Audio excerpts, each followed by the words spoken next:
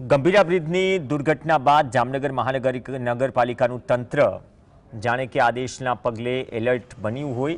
કમિશનરની team હવે સર્વે કરવા નીકળી છે।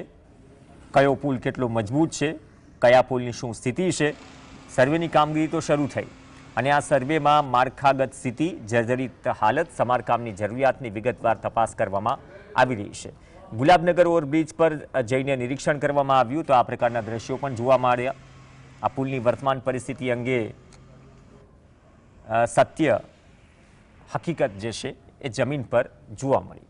રાજકોટ રોડ પર ધુમાવ પાસે આવેલા અલગ અલગ બે બ્રિજ કે જેનું પણ નિરીક્ષણ કરવામાં આવ્યું।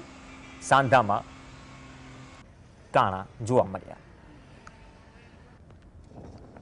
રોડ પર અત્યારે જે હોટમિક્સ પ્લાન્ટ શક્ય નથી, પરંતુ એ પણ 1-2 દિવસમાં શરૂ થઈ જશે। એટલે હોટમિક્સ પ્લાન્ટની મદદથી આપણે ડામરનું કામ પણ કરી શકીશું। દરમિયાનમાં વેટ મિક્સ પદ્ધતિથી અત્યારે હાલ જે નાના નાના ખાડા છે, ખૂબ મોટા ખાડા જામનગરમાં કોઈ દેખવા નથી મળતા, પરંતુ એના વ્યાસ જનરલી 2 ફૂટથી વધારે કોઈ ખાડા હોતી નથી અને એની ડેપ્થ પણ હાર્ડલી 6 ઇંચ જેવી હોય છે।